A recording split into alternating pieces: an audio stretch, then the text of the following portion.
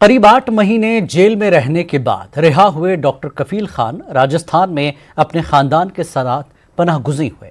आज जयपुर के press club में उन्होंने प्रेस कॉन्फ्रेंस से खिताब किया। उन्होंने कहा कि अहल खाना के साथ राजस्थान में पनाह गुज़ीर हूँ ताकि यूपी सरकार की जानिब से किसी दीगर झूठे मुकदमात में न फंसा दिया जाऊँ। उन्होंने ये भी कहा कि यूपी के जेल में उनके साथ नारवा सलूक किया गया। डॉक्टर कफील ने कहा कि अब वो कोरोना से मुतासरीन लोगों की मदद करना चाहते हैं। अगर कोरोना टेस्ट के लिए ह्यूमन ट्रायल की ज़रूरत पड़े तो वो अपनी जान का नजराना देना चाहते हैं ताकि इंसानियत को बचाया जा सके।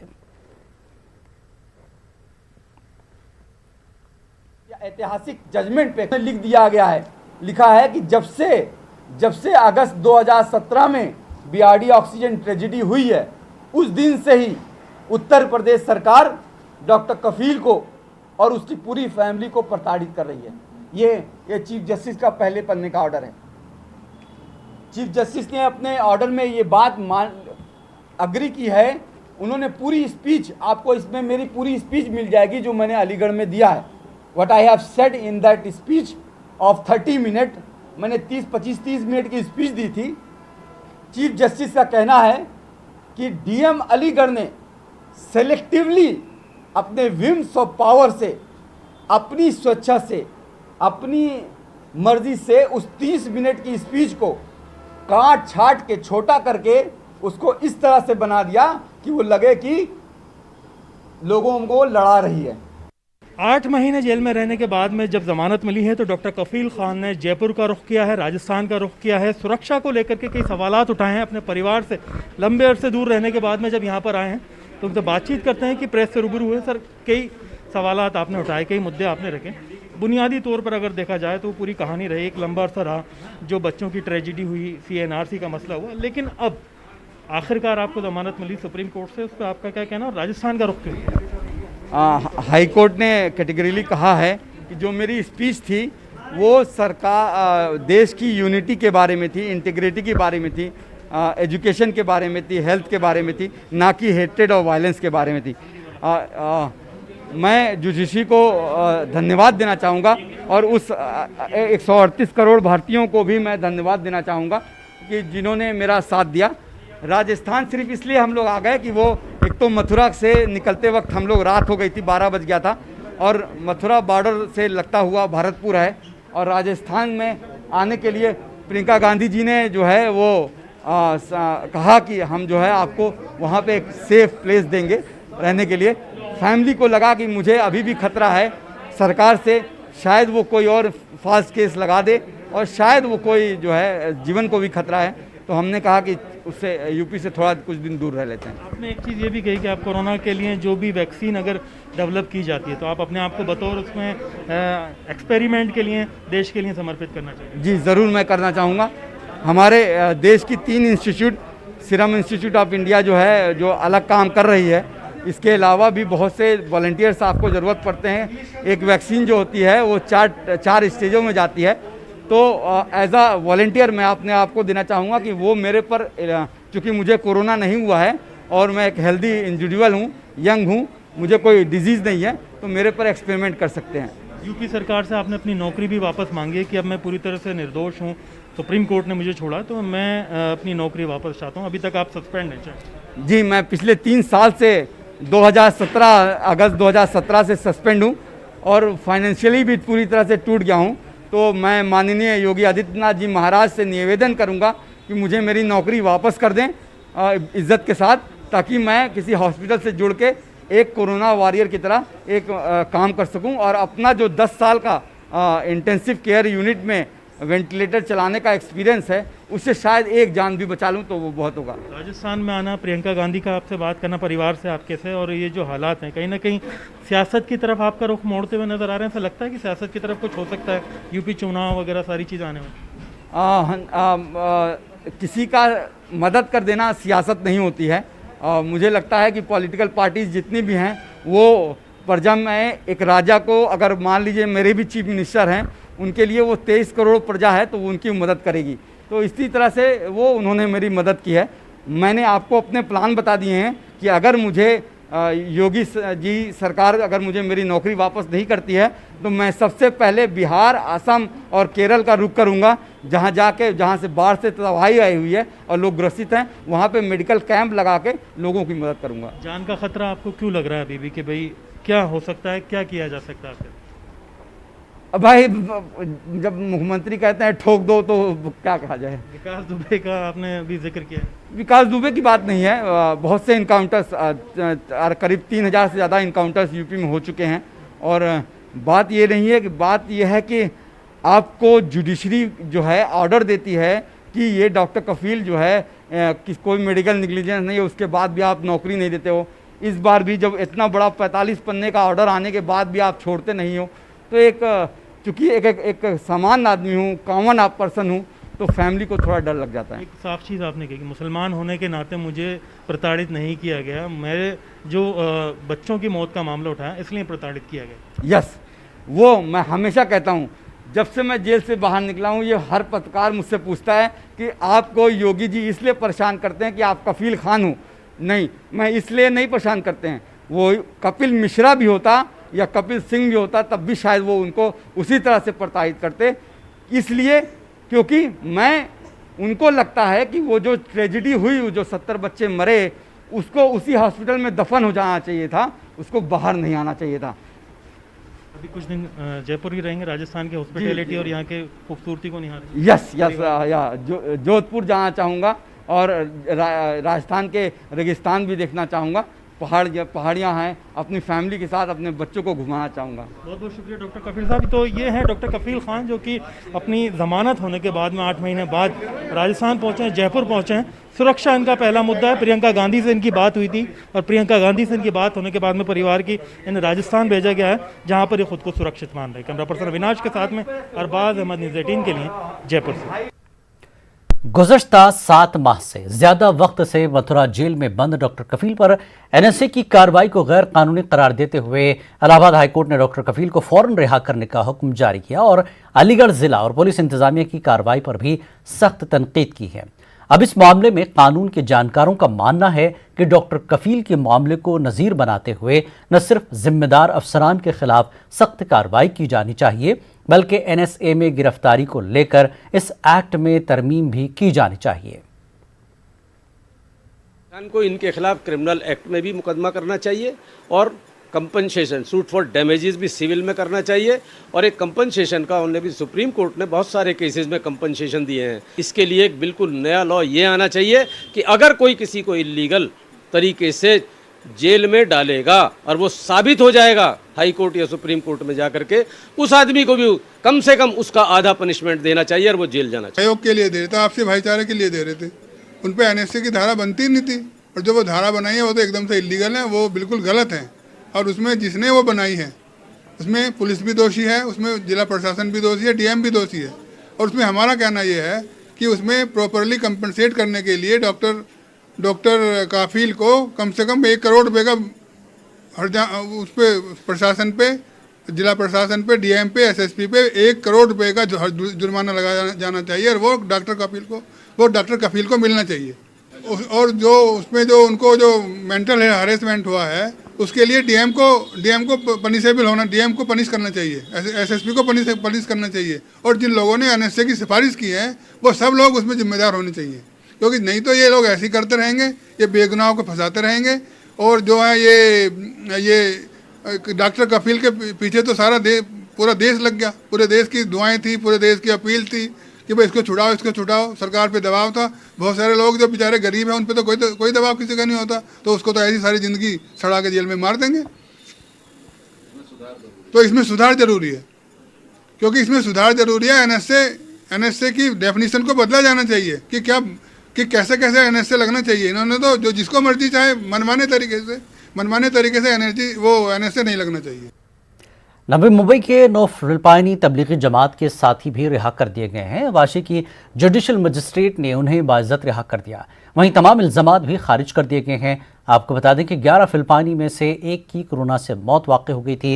इन 9 तबलीगी जमात के अफराद को फौरी पासपोर्ट दिए जाने का हुक्म भी दिया गया है। वाज़ेह के औरंगाबाद हाई कोर्ट ने गुज़श्ता रोज़ जमातियों पर लगे तमाम इल्ज़ामात को बेबुनियाद बताते हुए उन्हें बाइज्जत बरी कर दिया था। उसके बाद उसी को मिसाल बनाते हुए थाना सेशन कोर्ट ने मुमरा में क़याम पज़ीर 26 बांग्लादेशी साथियों को भी रिहा कर दिया। और अब जब वाशी के फुलपानी जमाती साथियों का मामला जुडिशल मजिस्ट्रेट की कोर्ट नंबर 12 में मजिस्ट्रेट के खोबने के सामने पहुंचा तो उन्होंने पुलिस की जानिब से इन फिलिपाइनी साथियों पर लगाए गए तमाम इल्ज़ामात को मुस्तरद करते हुए सभी को बाइज्जत रिहा करने का और उन्हें पासपोर्ट वापस करने, उन्हें उनके वतन भेजने का हुक्म दिया। इसमें 10 फिलीपींस के साथी आए थे वाशी पुलिस स्टेशन से, जिनके खिलाफ यहाँ पे आज चार्जशीट दाखिल हुई और चार्जशीट दाखिल होने के बाद उनको डिस्चार्ज किया गया।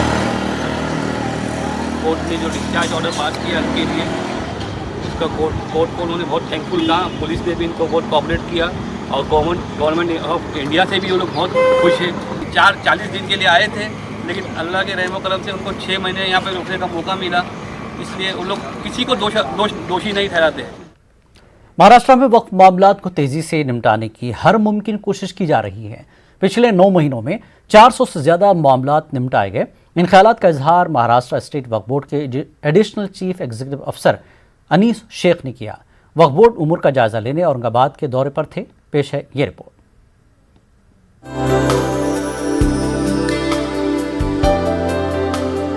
कोरोना वबा के दौरान सरकारी, नीम सरकारी और निजी सरगर्मियां एक तरह से ठप पड़ गई थी। महाराष्ट्र स्टेट वक्फ बोर्ड भी इससे अछूता नहीं रहा, लेकिन बोर्ड के एडिशनल सीईओ का दावा है कि सरसे में भी उन्होंने 2 मीटिंगों का इनेकाद किया और इल्तवा में पड़े कामों को निपटाने की कोशिश की और 400 से ज्यादा मामलात हल किए, जिसमें चेंज रिपोर्ट, रजिस्ट्रेशन और स्कीमात शामिल हैं। एडिशनल सीईओ अनीस शेख अपने 2 रोजा दौरे पर औरंगाबाद में थे। इस मौके पर उन्होंने बोर्ड अफसरान के साथ तबादले ख्याल भी किया। वाज़ेह है कि अनीस शेख को 9 महीने पहले ही सीईओ का इजाफी चार्ज दिया गया है। पिछले 10 महीने पहले मुझे चीफ एग्जीक्यूटिव ऑफिसर बोर्ड का चार्ज दिया गया और ये 10 महीने में जब हमने काम शुरू किया यहाँ पे तो ये पता चला कि यहाँ की पेंडेंसी बहुत ज़्यादा है। इसमें रजिस्ट्रेशन है, चेंज रिपोर्ट है, स्कीम्स है, तो उसके लिए हमने काफ़ी कोशिश की और पिछले 10 महीने में लगभग 450 केसेस जो है हमने वो पेंडेंसी ख़त्म कर दी और इनके ऑर्डर्स इशू कर दिए। मुअज्जिनीन की और आइम्मा की तनख्वाह जो तय हो गई है वो तो हमने दी है। जिस तरीके से उनको तनख्वाह बढ़ा के देने का है मसला, वो अब बोर्ड मीटिंग में रख कर के उसमें जैसे मेंबर डिसाइड करेंगे तो वो डिसीजन लिया जाएगा। सैकड़ों एकड़ वक्फ फराजी की निगरानी करने वाले रियासती वक्फ बोर्ड में मुस्तकिल अफसरान व मुलाजमीन की मजमूई तादाद 40 से ज्यादा नहीं है। इस पर सितम यह है कि करीब 10 से 12 अफसरान का रिटायरमेंट करीब है, जबकि कोरोना वबा के सबब 3 साल पहले ही 110 मुलाजमीन की भर्ती का मामला भी बीच अधर में लटका हुआ है। ऐसे हालात में वक्फ उमूर की अंजामदही कैसे होगी, ये पूछे जाने पर सीईओ ने कुछ यूं जवाब दिया। इसमें जो है जो स्टाफ है उसका तो हम पूरा यूटिलाइजेशन करेंगे। इसके अलावा जो है अलग से उस काम के लिए हम रिटायर्ड लोगों की मदद लेंगे या नए जो लोग हैं इनको टेम्परेरी तौर पर डेली वेजेस पे लेंगे और इनके जरिए से हम अपना काम पूरा करेंगे। सीईओ अनीस शेख का दावा है कि रियासत की उद्धव ठाकरे हुकूमत वक्फ उमूर में बेहतरी लाने के सिलसिले में संजीदा है, लेकिन ज़मीनी हक़ाइक़ उसकी नफ़ी करते हैं, क्योंकि एमएम शेख की मियाद मुकम्मल होने के बाद से रियासती बोर्ड की तमाम कारगुजारियाँ बगैर चेयरमैन के अंजाम पा रही हैं। ऐसे में वक्फ जायदादों का तहफ़्फ़ुज़ किस तरह से हो रहा होगा, इसका सिर्फ अंदाज़ा लगाया जा सकता है। न्यूज़ 18 उर्दू के लिए औरंगाबाद से अज़हरुद्दीन की रिपोर्ट। भोपाल के तारीखी इकबाल मैदान की खस्ता हाली पर न्यूज़ 18 उर्दू के जरिए दिखाई गई खबर ने अपना असर दिखाया है। न्यूज़ 18 की खबर के बाद मध्य प्रदेश जमीयत उलमा ने इकबाल मैदान के उखड़े हुए पत्थर को फिर से लगाने का फैसला किया। जमीयत उलमा मध्य प्रदेश के अराकीन ने न्यूज़ 18 उर्दू की खबर के बाद अपना काम शुरू कर दिया है।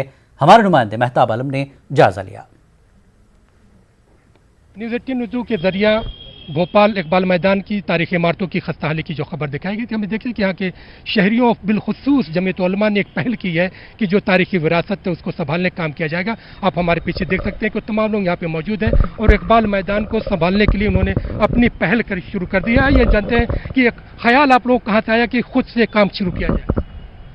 ये इसलिए आया है कि हमारे अध्यक्ष साहब ने हमें इसका तवज्जो दिलाई कि इस तरफ हमको कुछ न कुछ करना चाहिए।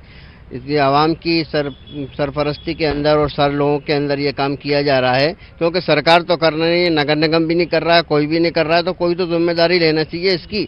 ये पुरानी निशानियां आज मिटती जा रही है, सरकार तवज्जो ही नहीं दे रही। अभी एक बिल्डिंग भी पहले गिर गई, क्या नाम था उसका, मोती महल के, वो गिर गई, उसकी तरफ तवज्जो नहीं। ऐसे धीरे धीरे करके जितनी भी पुरानी इमारत थी, भोपाल की खूबसूरती जिन्होंने बना रखी थी, वो सब मिटती चली जा रही है और सरकार अभी तक सो रही है। सरकार क्यों सो रही है? देखिए, इसमें जो है आवाम की भी गलती है कि खुद के खुलकर सामने आना चाहिए और इन इमारतों के संरक्षण के लिए मुतालबात करना चाहिए, बार बार मांग उठाना चाहिए और अपनी तरफ से भी जो है कोशिशें जारी रखना चाहिए। आवाम पर आपने कहा कि अपनी तरफ से कोशिशें जारी रखें, आप इस पहल को जो आपने किया क्या यहीं तक ना आगे भी ले जाएंगे? जी इंशाल्लाह, बिस्मिल्लाहिर्रहमानिर्रहीम। में जो बुजुर्गों ने हमारी विरासत बनाई थी भोपाल में, हमें उसे कायम रखना है इंशाल्लाह। शासन प्रशासन करे ना करे, हमें करना है इंशाल्लाह ताला, हम इसे आगे बढ़ाएंगे। जी, हम इसको बढ़ाएंगे। आइए कुछ और लोग भी जानते हैं कि यहाँ पर एक बड़ा अहम मुद्दा जो आप लोगों ने उठाया है, अपनी विरासत को खुद संभालने का। जी बिल्कुल, ये देखिए एक तरह का मामला है कि विरासतें बिल्कुल बर्बाद हो रही हैं। जमीयत उलमा मध्य प्रदेश बहुत दिनों से ये मांग कर रही है कि ये जो भोपाल की जो विरासत है इनको संवारने का काम किया जाए। खास तौर पे जो अल्लामा इकबाल के नाम से जो इकबाल मैदान है, यहाँ पे हम बराबर देखते हैं कि राजनीतिक लोग आते हैं, अपने जलसे करते हैं, अपने जुलूस करते हैं, अपनी सारी जो है पॉलिटिकल एक्टिविटीज़ यहाँ पर करते हैं और नगर निगम जो है उसका जो है पैसा भी वसूल करता है। लेकिन संवारने के नाम पे, सजाने के नाम पे बिल्कुल इस इकबाल मैदान को बर्बाद करके रख दिया। किसी को कोई देखने की फुर्सत नहीं है। हमारा शासन, हमारा जनप्रतिनिधि, हमारा जो नगर निगम का महकमा है, बिल्कुल आकर देखने को यहाँ पर तैयार नहीं है। हमने ये जो यहाँ पे बोर्ड लगाया, इसका मकसद ये है कि ये उन लोगों को पता चले कि अगर ये लोग वो काम नहीं करेंगे तो जनता खुद आगे ये काम करेगी। जमीयत उलमा ये पहल कर रही है, बराबर कर रही है और आगे भी करती रहेगी। लेकिन ये शासन को ये समझना चाहिए कि इस तरह से ये जो इमारतें बर्बाद की जा रही हैं, इनको संवारना चाहिए, सजाना चाहिए।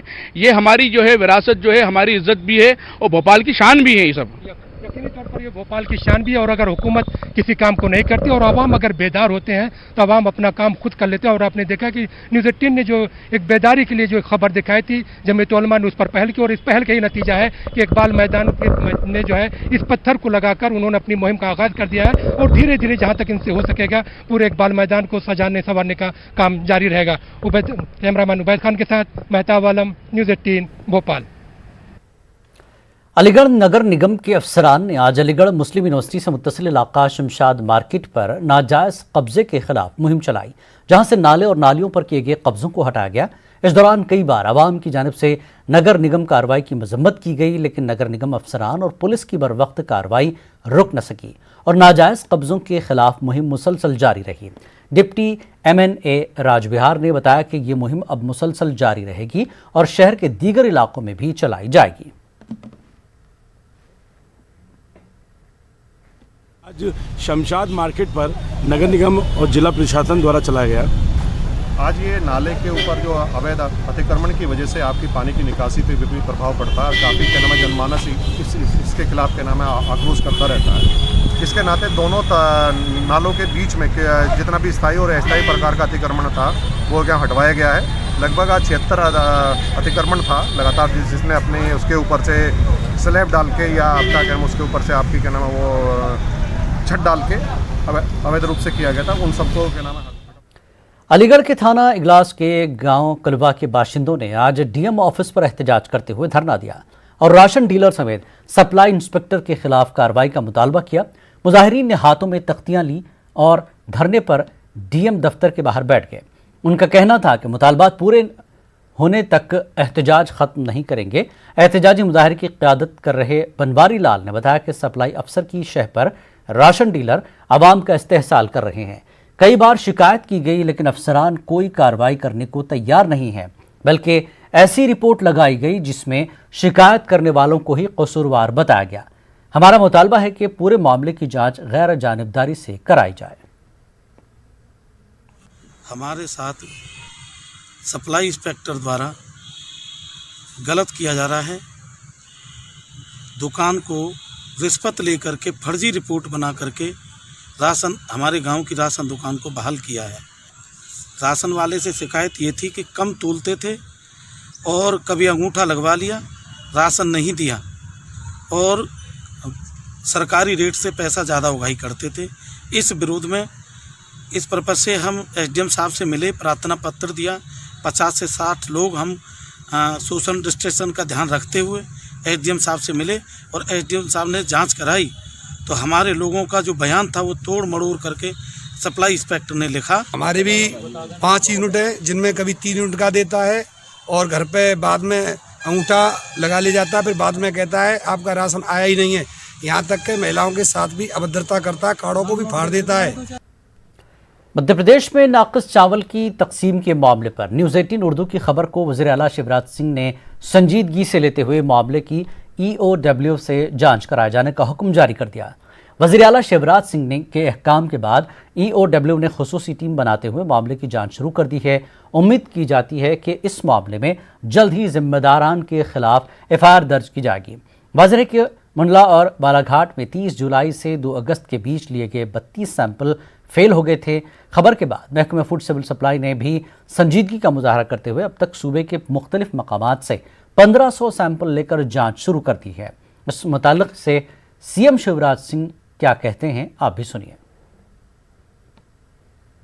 चावल लाके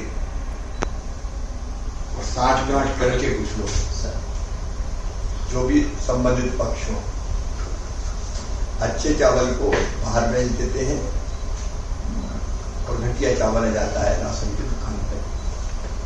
इसलिए मैंने फैसला किया कि इसकी EOW ठीक से जांच करें कि हम भ्रष्टाचार किसी भी कीमत पर बर्दाश्त नहीं कर सकते। ये है तो उजागर होना चाहिए।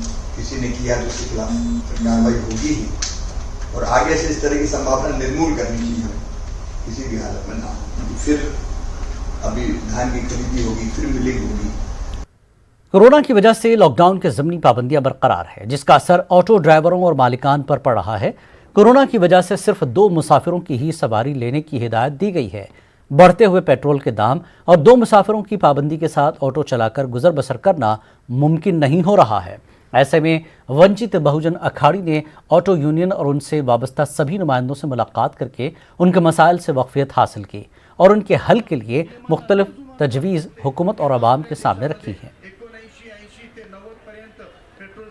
सरकार से हमारी अपील है कि जितने ऑटो रिक्शा वाले उनका महामंडल बनाएं और इनका जितना टैक्स है वो माफ़ कराए। एम्बुलेंस के जैसे टैक्स मुक्त ऑटो रिक्शा को भी करे और ये सरकार इंश्योरेंस कंपनी के जरिए इनका इंश्योरेंस के दाम कम कराए। और जितने 2 चाकी मोटरसाइकिल कार वालों को और ऑटो वालों को ये जो पुलिस वालों ने फ़ोटो उतार कर मैसेज में पेनल्टी लगाई है, ये पूरी 100% पेनल्टी माफ़ करे। और मैं 2 चाकी 3 चाकी और 4 चाकी गाड़ी वालों को बोलना चाहता हूँ, अगर आपको मैसेज में पेनल्टी आई है तो आप बिल्कुल मत भरिए, वंचित के आंदोलन में शामिल होइए। वंचित आपको तारीख बताएगी, उस आंदोलन में अगर आप शामिल होकर बड़ा आंदोलन कामयाब बनाएंगे तो हम इस सरकार को, प्रशासन को 6 महीने में फटे हुए ऑनलाइन पेनल्टी माफ़ करने लगाएंगे। ये हम कोरोना बहरान के साए में मगरबी बंगाल असेंबली का इजलास 9 और 10 सितंबर को होगा। इन्फेक्शन को फैलने से रोकने के लिए इजलास शुरू होने से कबल असेंबली में आने वाले हर एक फर्द का कोरोना टेस्ट होगा और रिपोर्ट नेगेटिव आने के बाद ही उन्हें अंदर जाने की इजाज़त मिलेगी। हमारी रिपोर्टर शबाना एजाज ने इसका जायजा लिया। कोरोना के मरीजों की तादाद में इजाफा हुआ है। हर दिन बड़ी तादाद में कोरोना के नए मरीज सामने आ रहे हैं। ऐसी ही सूरत हाल में इस महीने से बंगाल असेंबली सेशन शुरू होने जा रहा है, जो हुकूमत के लिए एक बड़ी चुनौती है। और यही वजह है कि हुकूमत की जानिब से कई तरह के गाइडलाइन का आज ऐलान किया गया है। यानी असेंबली सेशन से पहले बंगाल असेंबली में 8 और 9 सितंबर को कोरोना टेस्ट कराए जाएंगे, सोशल डिस्टेंसिंग का ख्याल रखा जाएगा। साथ ही साथ मेंबरान असेंबली से भी ये अपील की गई है कि वो अपने साथ विजिटर्स को ना लाएं और जो लोग भी असेंबली सेशन में आएंगे, जो यहाँ के मुलाजमीन हैं, जो मेंबरान असेंबली हैं, सबके कोरोना टेस्ट कराए जाएंगे। तो हुकूमत के लिए एक बड़ी चुनौती है असेंबली सेशन में को कराना और इस पर जो है वो तमाम तरह के इक़दाम जो यहाँ जिस तरह से आप देख रहे हैं कि असेंबली के साथ साथ यहाँ कोलकाता हाई कोर्ट भी है, कई अहम इमारतें हैं यहाँ पर। तो ऐसे में इस पूरे इलाके को भी असेंबली असेंबली सेशन शुरू होने से पहले सैनिटाइज कराया जाएगा, ऐसा कहा गया है। साथ ही साथ ये कोशिश की जा रही है कि इस बार असेंबली सेशन के दौरान ज़्यादा से ज़्यादा भीड़ जो लगती है, असेंबली सेशन में लोग आते हैं मुलाकात के लिए, वो जो है भीड़ ना लगे, विजिटर्स ना आए और असेंबली के कई अहम ब्लॉक को बंद किया जाएगा। तो इस तरह के ऐलानात किए गए हैं और इस कोरोना बहरान में हम कह सकते हैं कि बंगाल असेंबली सेशन का एक नया चेहरा जो है वो देखने को मिलेगा। इसमें अपोजिशन जमातों को भी कई तरह के जो गाइडलाइन है उस पर जो है वो अमल करने की हिदायत दी गई है। और साथ ही साथ अब जब इस महीने से असेंबली सेशन शुरू होगा तो हुकूमत की यही कोशिश होगी कि कोरोना बहरान के पेश नज़र जो WHO का जो गाइडलाइन है उस पर तमाम जो मेंबरान असेंबली हैं उस पर अमल करें और ये असेंबली सेशन कामयाबी के साथ इख्तिताम पजीर हो। कैमरामैन शुभ्रतो के साथ शबाना एजाज, न्यूज़ 18 उर्दू। खास बात इंडिया में फिलहाल इतना ही। मजीद ताज़ा खबरों के लिए आप लॉगिन कर सकते हैं हमारी वेबसाइट news18urdu.com पर। आदाब।